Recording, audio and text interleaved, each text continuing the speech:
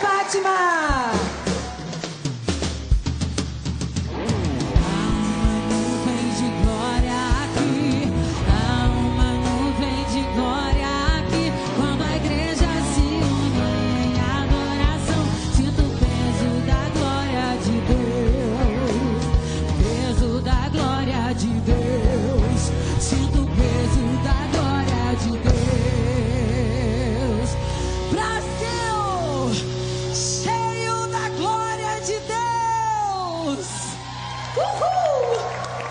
Todo mundo gosta, ou quase todo mundo, de pensar o que o outro está pensando, de tentar adivinhar o que está na mente da outra pessoa, né? A ciência tem buscado caminhos para isso e recentemente descobriu um sistema de inteligência artificial que seria capaz de identificar pensamentos. Vamos entender melhor que teoria é essa para a gente poder conversar. Olha só. Quem nunca teve vontade de adivinhar o que o outro está pensando? Eu criei um aparelho que vai mudar a história da humanidade. Visconde de Sabugosa, personagem criado por Monteiro Lobato, já tentava fazer isso lá no Sítio do Pica-Pau Amarelo, lembra? Capturar o pensamento de toda criatura viva. A ciência de hoje também estuda como ler mentes. Com ressonância magnética, cientistas americanos conseguiram mapear as regiões do cérebro responsáveis pela construção dos nossos pensamentos e identificaram que certas partes são ativadas quando alguém pensa em determinado assunto. Por exemplo, se a pessoa pensa num lugar ou localização, as áreas que estão em vermelho são acionadas. Se o pensamento estiver ligado a pessoas, as partes amarelas são ativadas e por aí vai. Analisando esse mapa cerebral, a ciência consegue ter informações sobre o que se passa dentro da mente humana. Medo. Doutor Fernando, qual seria a aplicação prática de uma descoberta como essa, por exemplo? Fátima, o cérebro ele tem a seguinte característica: quando eu uso mais uma determinada parte dele, nessa região existe uma dilatação dos vasos sanguíneos e chega mais sangue no lugar. Por conta desse artifício, quando você faz uma ressonância magnética funcional, que é esse exame que mostra o cérebro por dentro durante o funcionamento, então durante uma determinada tarefa, ele então acende. Então desenvolveram nos Estados Unidos um paradigma, algumas frases que trazem essa informação de pessoa, ação, lugar, como por exemplo, a apresentadora perguntou para o doutor. E fizeram, então, isso em algumas pessoas e verificaram alguns lugares sempre acendiam naquele mesmo padrão. Isso é um caminho inicial de uma coisa que vai constituir uma comunicação alternativa. E que pode ajudar a gente, ou a comunidade médica, em que sentido? Por exemplo, Fátima, um paciente está em coma. Um paciente teve um acidente vascular cerebral, um trauma de crânio mesmo, está em estado vegetativo persistente, há muito tempo não tem a comunicação. Numa criança com autismo ou então em algumas doenças psiquiátricas, é possível entender de uma outra forma, além da comunicação que usualmente a gente faz, naturalmente a gente faz, o que está acontecendo no cérebro daquela pessoa naquele momento. E talvez até uma comunicação eficiente. Antecipar o tratamento também, né? Gente, que assunto mais interessante. Eu tô aqui, a gente estava falando fora do ar, né, Fátima? Que a ciência está descobrindo coisas que a gente já fazia em casa há muito tempo. Pelo menos lá em casa, com a minha avó, nós tínhamos sempre esse mover profético. A minha avó é essa pessoa que está na glória agora, está em Deus, mas que me ensinou o que era o profético. Então a ciência ela está colaborando, indo na direção daquilo que nós já tínhamos instintivamente através da comunicação com Deus. Da fé. Da fé, da Bíblia. Então, adivinhar não seria a palavra para mim, né? Esse oráculo, esse profeta verdadeiro, não charlatão, é aquele que conhece a necessidade do outro através quando você para ouvir Deus, para ouvir o Espírito Santo. Aquela vozinha que você pensa que é a sua mente, aquela vozinha que você pensa que é o seu eu interior, se você aprender a ouvir Deus através do que você lê e do tempo de oração, você descobre o que está acontecendo com o seu amigo. Você seria capaz de ler e de perceber as necessidades de uma outra pessoa através dessa observação? Claro que sim. Na igreja isso acontece todo o tempo. Lá na igreja, às vezes eu estou no púlpito orando, eu olho uma pessoa no auditório e Deus fala comigo, aquela pessoa entrou angustiada por isso, por isso, por isso, por isso. E existem profetas que conseguem dizer o que vai acontecer daqui a pouco pelo poder do Espírito Santo. Agora, qual é a diferença do profeta para o médium? O médium é aquele que aperta o botão e funciona no próprio dom dele. O profeta não, ele só funciona através do Espírito Santo de Deus.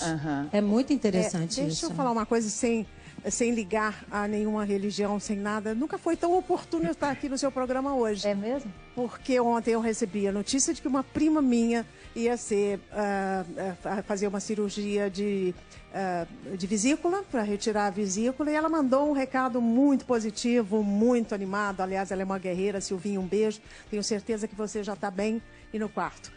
E pediu para a gente pensamento positivo para a família através do grupo que a gente tem. Então, veja só a coincidência de estar aqui hoje. Claro que eu tive um pensamento, eu sou de ter um pensamento desde criança, a partir de que eu fui mãe, de pensar nas pessoas quando elas me pedem, de pensar ajuda, uma oração, ou pensamento positivo só para atuação. E eu tenho na família uma pessoa que tem um problema psiquiátrico e eu aprendi a entender. Eu não sei ler pensamentos, mas eu sei sentir o que a pessoa está querendo dizer quando tem um surto ou quando está fora de si, com as ideias confusas. Com certeza. Eu fui me tratar também, eu fui aprender isso, porque é uma pessoa que vive comigo, que mora comigo, e às vezes ela não sabe se expressar. Então, você tem que ir no fundo, naquelas coisas do cérebro que você diz dele, para entender, e com muita tranquilidade, com muita calma. É um dom? Não sei. Eu acho que isso se chama amor, solidariedade, tolerância com quem não consegue fazer isso sozinho. Você está aqui para estender a mão, em vez de só apontar. Estenda a mão, preste atenção. Olhe, use os seus sentidos, né? Olhe a pessoa nos olhos mais...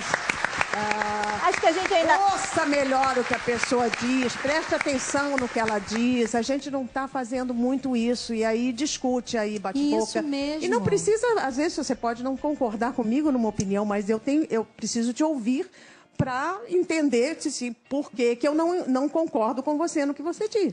Esse conceito que ela diz bate muito de frente do que a gente tem na neurociência chamado neuromito, talvez o mais clássico de todos, que a gente utiliza só 10% do cérebro.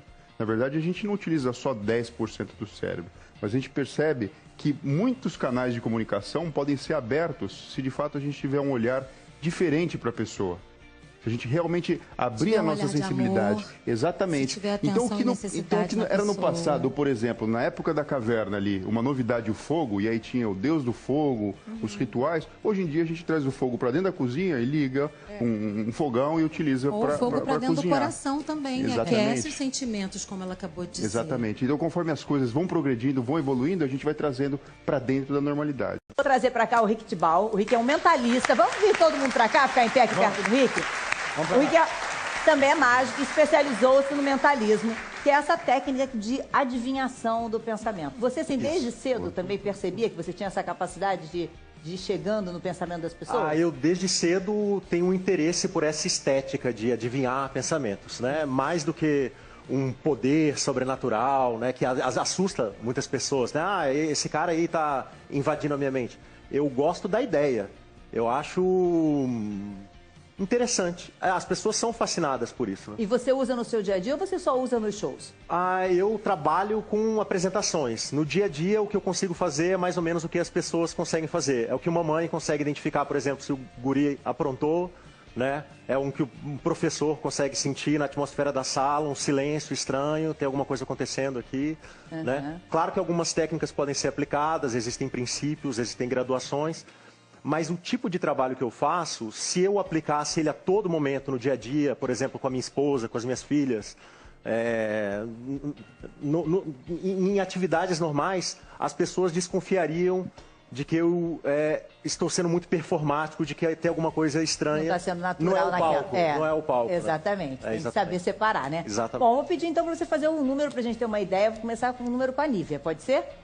Claro, se a Nívia topar... Você topa, Nívia? É uma pessoa... Uma cabeça então... que é um livro aberto, vamos ver. O que você quer? Me deram aqui um papelzinho. Eu quero que a Nívia pense, então... Você pode pensar no nome de alguém que seja importante para você, pode ser uma pessoa do passado, pode ser uma pessoa do presente, pode ser família, pode ser o nome de um professor, de um vizinho, pode ser até o nome de um animalzinho de quando você era pequena. Você pode pensar num nome, eu preciso de um nome para eu tentar adivinhar. Você tem um nome na sua mente? Tem? Ela vai ter que escrever? Sim, mas enquanto... Eu vou pedir para a primeira ela olhar para mim. Ok. Sem mover os lábios, primeiro grita esse nome na sua mente. Fecha bem os lábios. Na sua mente, grita uma vez. Por enquanto, ideia nenhuma. Mais uma vez. Ok. Ok. Então, eu vou pedir ajuda. Pode ser alguém para segurar meus olhos aqui, porque alguém de casa pode ficar desconfiado de que eu tenho um monitor, enquanto ela está escrevendo, eu estou olhando. Alguém da plateia, né? Pra ficar... Alguém da plateia, Pode ser ou o Lair mesmo, pode ser? Não, qualquer pessoa. Para segurar, só enquanto a Nívia escreve, tá. Eu gostaria que vocês tivessem certeza de que pode apertar bem aqui meus olhos, né? Isso, esmagando os glóbulos. Ok. Aí a Nívia escreve, mas por enquanto, se ela não mostrar pra ninguém, é melhor ainda. Tá, ela não mostrou pra ninguém, só eu que vi. Ela já terminou de escrever? Ela já terminou. Ok. Esconde contra o corpo, então. Ela esconde? Esconde. Eu vou precisar olhar pra ela mais uma vez. Tá, ela tava escondendo. Então, deixa eu olhar aqui. Só durante esse processo é bom fechar o olho, porque as pessoas falam, tem uma câmera ali atrás, e aí ele olhou pelo monitor. Ok. Mais uma vez, então, na sua mente, grita esse nome. É um nome feminino, é uma mulher. Faz sentido? Sim? Pode confirmar para mim. Sim. A primeira letra, eu acho que é a letra A. Começa com A. Isso faz sentido? A. É alguma coisa tipo... Mais uma vez, na sua mente. Ângela, é isso? É Ângela? Deus me livre. Muita gente de queixo caído aqui. O que está acontecendo? Se ele tiver algum computador na mente dele, ele não ia, ou sei lá, buscar a minha vida passada, porque esse é o nome da minha primeira professora. Eu estou com 70 anos. Isso não sai normalmente. Não está na minha história. Uhum. É a Ângela, minha primeira professora. Doutor Fernando, como diz aqui, pelo amor de Deus, explica isso. Eu não tô... A gente está assim... Assim, ó, a comunicação ela acontece basicamente de 3 formas. Através da parte verbal, então da linguagem, falada ou escrita, através da expressão facial e através da expressão do corpo. Então, muitas vezes a gente consegue decorar um texto e falar alguma coisa, mas se você não colocar a emoção real, utilizar essas outras 2 partes, você não transmite a informação com propriedade e não emociona as pessoas. Era bem isso que a gente estava conversando um pouco antes, né? Me responde uma coisa. Facilitou o fato de eu... Desculpe. Facilitou o fato de eu ser atriz e de alguma forma passar para você uma emoção dessa lembrança? Cada estilo de personalidade, para ficar mais fácil as pessoas entenderem, vai me entregar dificuldades e facilidades diferentes, né? Às vezes uma pessoa que é muito aberta, às vezes me confunde também. Mas esse é o trabalho do mentalista. Primeiro conseguir tratar... É o que vocês tinham comentado antes, né? Eu primeiro tenho que saber com quem que eu estou trabalhando. Então, se é uma pessoa muito fechada, às vezes ela acha que está dificultando as coisas para mim. E o fato de saber que é uma pessoa, às vezes, muito cética, muito fechada, que não quer participar, já vai facilitar, porque eu já sei muito da personalidade dela. Como é que você sabia que era Ângela? Você falou de animal de estimação e não Totó, sei lá. Foi na Ângela, porque com o que eu trabalho, eu trabalho com uma arte de mistério, né? Então, há um mistério nisso, né? O como, há um ponto de interrogação muito grande que eu espero que fique na mente de vocês. E que incomode um pouco o sono. Tem sorteio da Você não pode? Você é a Débora, né? Olha só, gente, isso aqui é muito normal para mim, o que está acontecendo aqui. Vocês estão muito surpresos, eu entendo. Mas isso aqui é muito normal. Ele pode ter algumas vertentes diferentes a respeito do que ele está fazendo aqui. Ele pode fazer isso profissionalmente, como alguém que estudou escultura, estética, psicologia sistêmica. Ele pode ter se aprofundado um pouco mais em física quântica. Ele tem várias vertentes para ser lido agora. Agora eu que estou lendo ele, entendeu? Ele pode ter feito qualquer coisa nesse sentido. E ele pode simplesmente ter nascido com o dom para a profecia. E isso é dado sem arrependimento. A pessoa nasce para ser aquilo que é. O problema é como ela vai usar aquilo que ela recebeu. Então, o que ele fez com a Ângela e descobriu esse nome agora, isso acontecia lá em casa toda hora. As pessoas olhavam para orar com a minha avó dizia, você tem uma pessoa que você deixou em casa. E essa pessoa está doente. E ela tem a doença tal, do lado esquerdo do peito, ou do lado direito. E Deus está tocando ela agora. Com riqueza de detalhes. Volta lá e faz o exame. Eu gosto disso. Volta lá, faz o exame, vê se eu estou falando a verdade e me mostra a cura divina.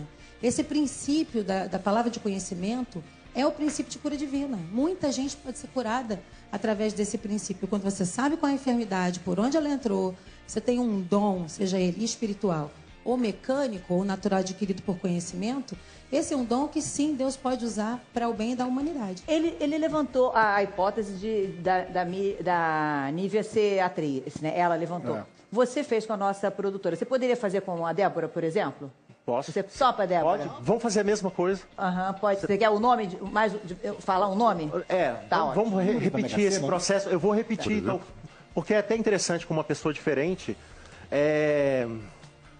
Pensa, então, no nome de uma pessoa.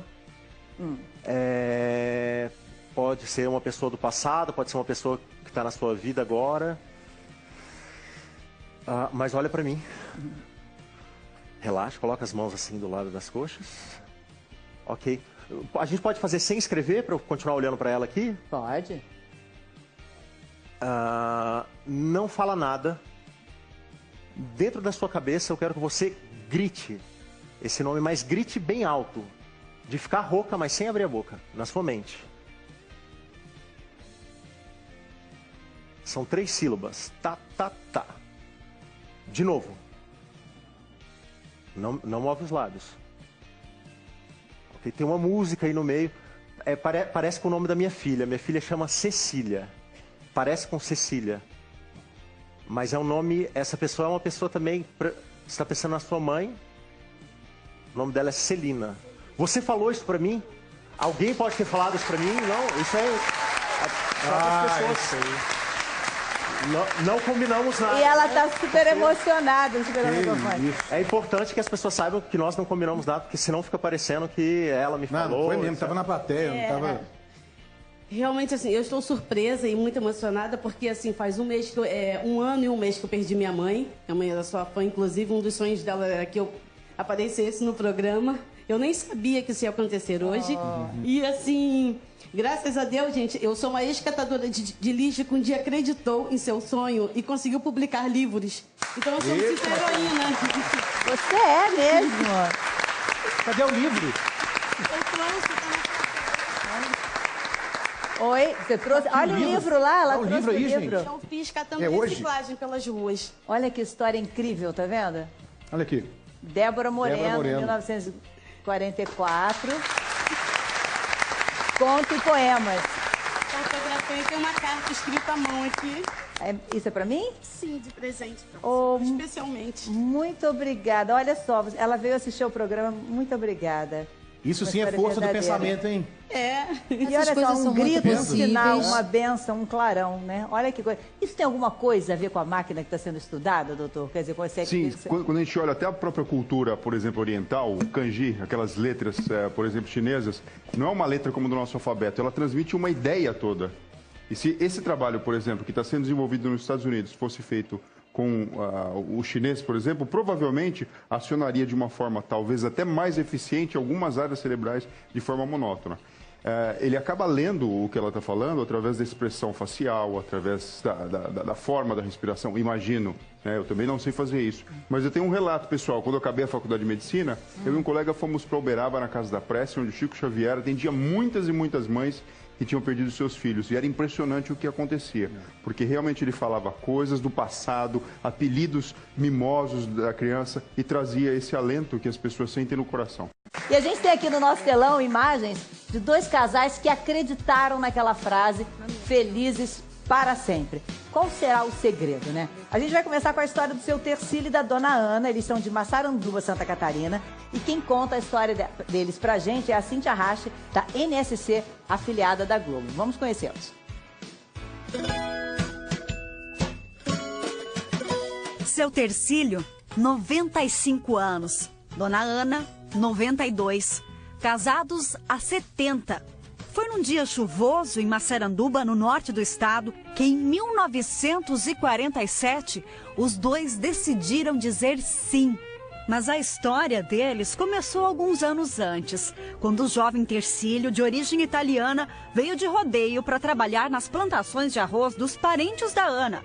O dia em que ela foi levar café na roça e os dois se conheceram, ainda está na memória. E ela foi lá, deu café para eles lá, e depois, quando acabou, ela veio junto com a minha patroa até onde eu estava. Essa aqui que na viagem, quando ela me tinha visto, que ela falou para a minha patroa, tia, que moço bonito. Esse ali estava com 17 anos, eu tenho uns 20, né? Ela se apaixonou à primeira vista. Não pensava mais de ninguém, nenhum homem, só dele.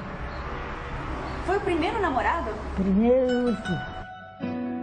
Mas a guerra quase interrompeu essa história. Aí veio a notícia que tem que ir para a guerra, bom, eu digo, eu não volto mais. Ele falou assim, vou para a guerra e acabou. Mandei uma carta para ele para terminar. Termina, arruma outro ali, porque eu não volto mais, né? Mas ela esperou. E bem quando ele estava prestes a embarcar no navio rumo à Europa, a guerra acabou. Na volta, veio o casamento. E de lá para cá, eles estão sempre assim. O segredo para tanto tempo juntos? Paciente, tanto de um lado que do outro. Posso reclamar nada, nem ela também. Né? Em 7 décadas de união, o casal passou por muitas experiências juntos, viveram muitas emoções. Mas até hoje, o que eles mais gostam é disso, da companhia um do outro e de ter a família por perto para um café. Isso que a família aqui está reduzida, não está todo mundo, porque foram 11 filhos, 27 netos e até agora 24 bisnetos. O que eu sinto amor ainda. Por isso que estamos com 70 anos de casado, né? E daqui vão até o fim da vida. Sempre amando, todos os dias. Sempre. É incrível a gente ver uma história assim, né? O que será que eles consideram? Olha, a gente falou, destacou ali, né, amor, paciência, mas o que será o mais difícil de uma convivência de tanto tempo, né? No dia a dia da gente, na nossa vida, o que seria o mais complicado da convivência, Nívia? Eu acho que o mais difícil não, o que tem que ser o mais importante é respeitar o outro como ele é sempre. Porque não adianta você querer mudar o outro. Você vai conhecendo através do tempo e dos anos que você está junto, porque a gente muda.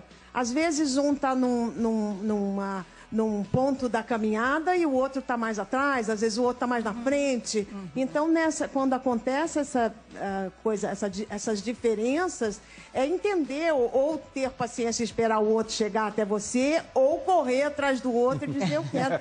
E isso tudo tem que ser ligado. Eu acho que uma coisa muito importante numa relação, além do amor, claro, do sentimento do amor, é o humor também diante da vida. Sabe? É você ver que, pensar que a vida passa muito rápido e de repente tem 90 anos. Passa rápido, mas você chega aos 90 anos. Sim. Eu não saberia explicar direito. Isso é uma coisa também muito, muito divina para mim, sabe? Adoraria poder ter um companheiro até hoje para poder trocar ideias, para rir, para brincar. Porque quando as pessoas pensam em casamento, em estar junto, pensam também nas relações sexuais e não sei quanto. Tem tanta coisa mais importante na relação entre duas pessoas. A gente tem aqui na plateia um casal que tem muito tempo também de convivência. Vou pedir para sentar aqui comigo o seu Alcimar e a dona Marisa. Eles estão juntos há 65 anos. E você falou em humor e tudo. Pelo que eu vi da história dos dois... eles continuam com uma parceria muito ativa, no sentido de saem, né, se divertem, riem juntos? Ó, deixa eu usar aqui. A gente ri muito junto, passeia, faz tudo junto, só anda junto.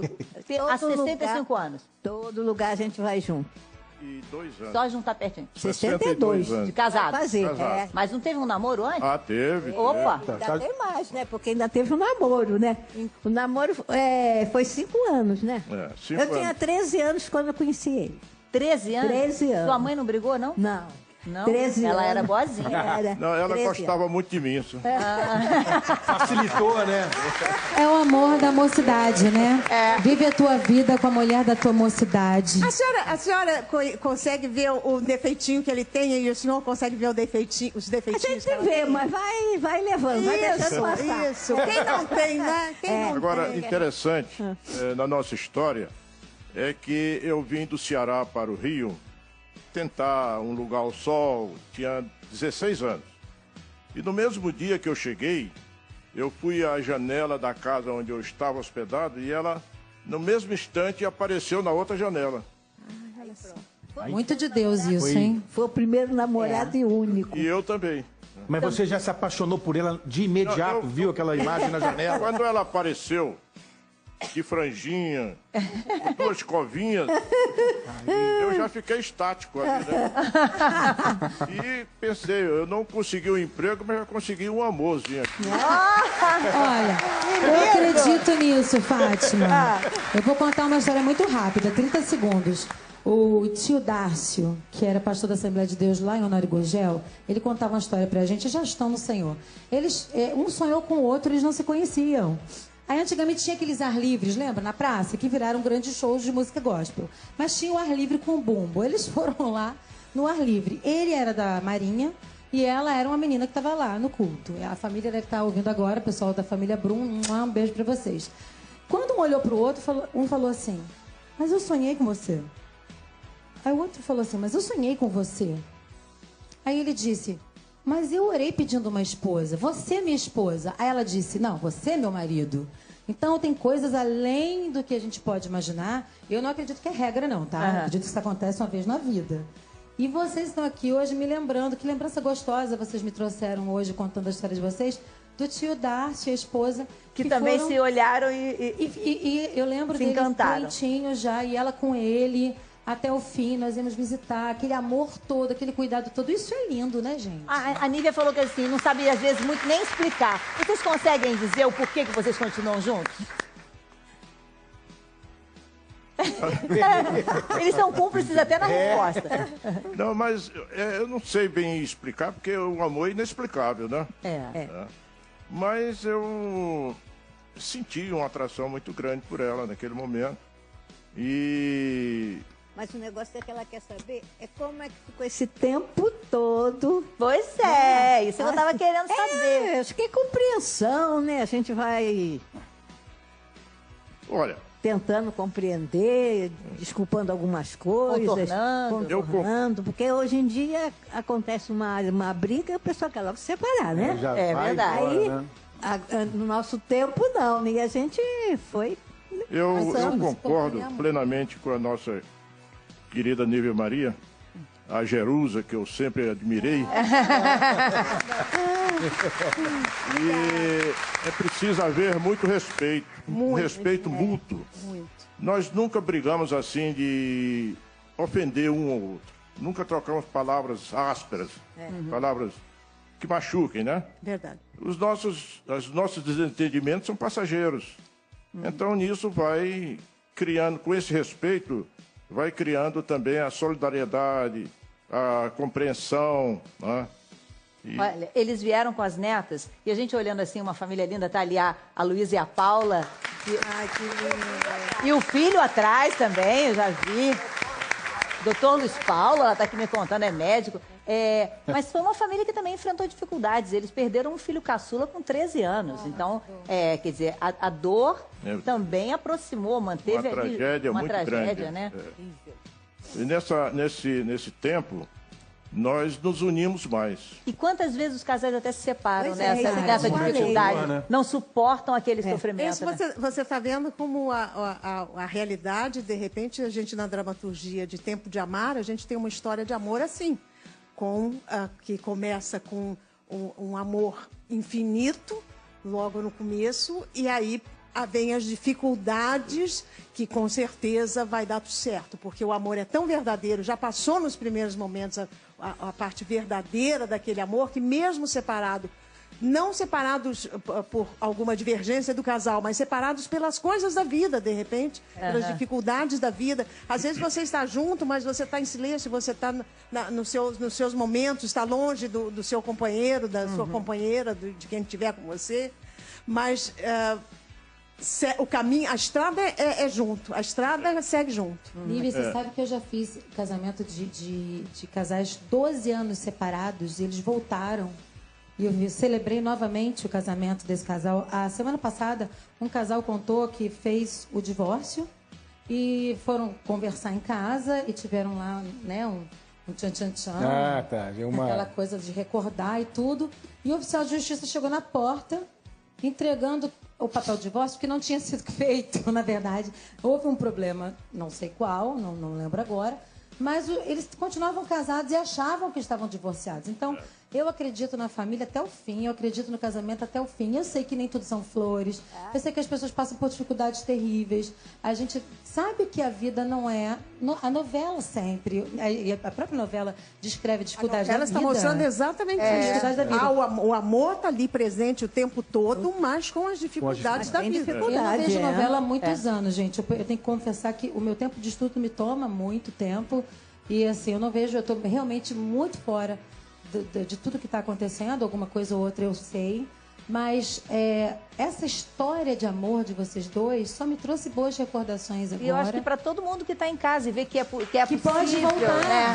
que pode restaurar. Pode. Depois de 12 anos separados, gente. Esse casal, a moça foi na igreja, esse já é outro casal, lá em Belo Horizonte. Ela tacou fogo no colchão que o marido dormia na sala há 10 anos. Bispa Selma que me contou, lá de Belo Horizonte. Eles chegaram para refazer o casamento e não tinha jeito de conversa. Ela falou, eu vou começar tacando fogo nesse maldito colchão. Você não dorme mais na sala, não. Volta para minha cama. Essa foi decidida. E aí nós oramos, ela orou lá e o casal voltou. Talvez vocês tenham algum conselho para dar para essa geração para refazer esses laços. Quem sabe um colchão na sala atrapalha tanto, né? A gente nunca dormiu separado, nunca. Isso é bom demais. Uma historinha para lá. Quando completamos boda de diamante, eu levei um convite para um amigo e, olha, gostaria muito que você fosse a nossa boda de diamante. Boda de diamante? E eu sempre pensei que vocês eram normais. Mas eles é que são normais. Vocês são muito normais. Muito bom ter você. Parabéns pela família, viu? Muito obrigada. Elas são todas orgulhosas, sorridentes aí de ver os avós aqui. Muito lindas. Muito obrigada.